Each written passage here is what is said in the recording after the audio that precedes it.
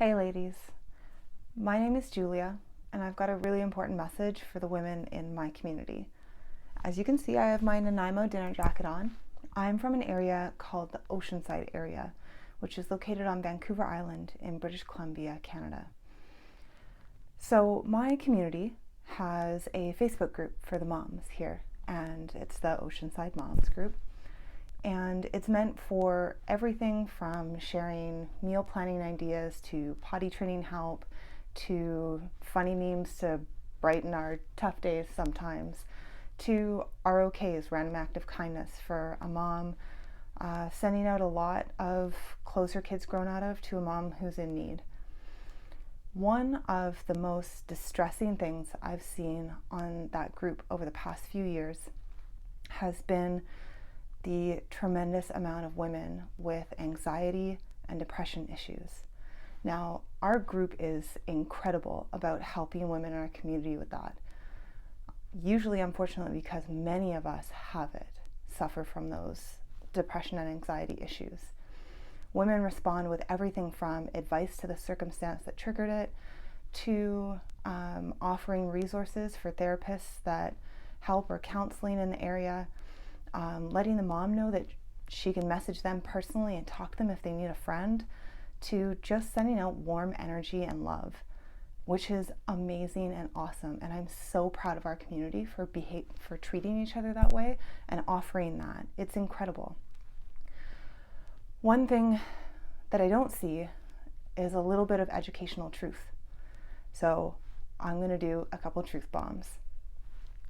Truth bomb number 1. When we grow up with feelings of feeling unsafe, or we grow up with a low sense of self-worth, these manifest in our early adulthood and into our adulthood as depression and anxiety.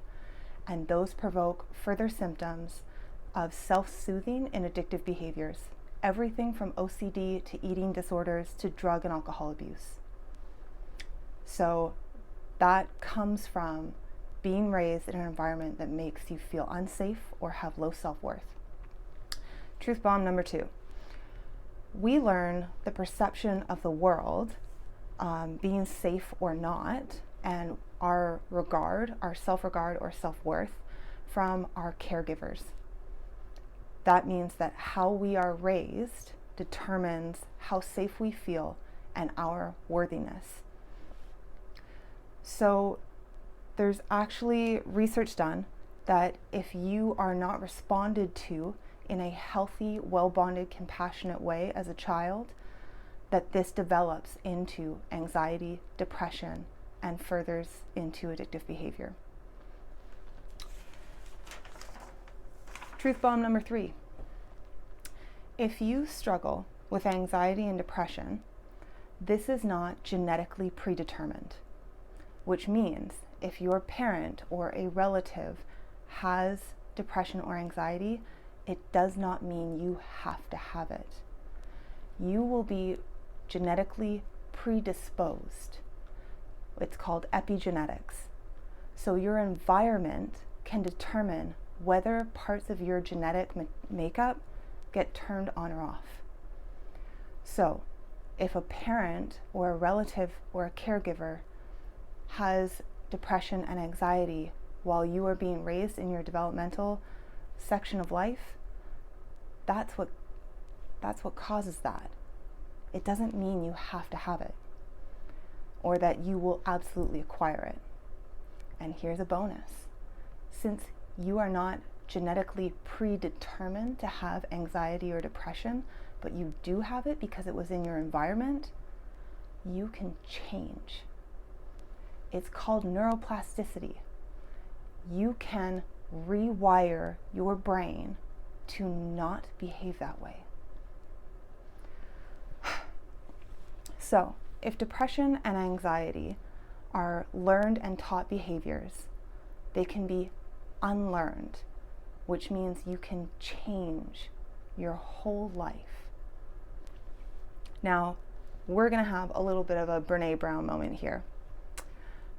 I used to have anxiety and depression. I have also been an alcoholic. I have also had an eating disorder for many years of my life, and I've also had OCD, cleaning, and organizing issues, all to cope and deal with low self-worth, cyclical depression, and anxiety issues.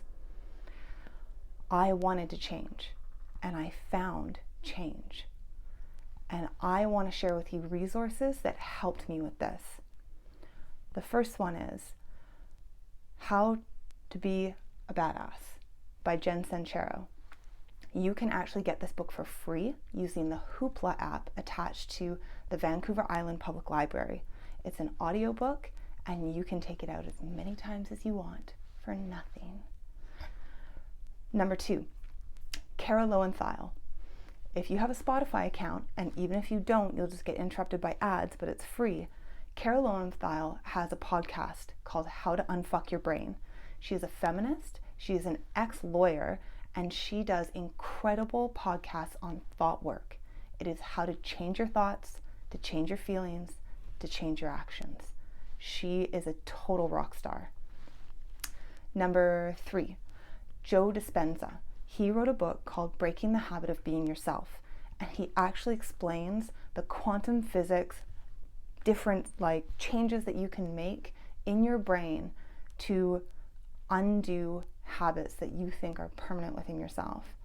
You can wipe all of that clean, and he goes through it in the entire book. It's extremely helpful, and if you're into meditation, that's at the very end of the book, and he's got that too. And then the 4th one is Johann book, Lost Connections. He explains through his research, what he's found are the 9 causes of depression and the 9 cures for them. And last but not least, Gabor Mate. He's actually an addictions researcher located in Vancouver, and he works in the Lower East Side.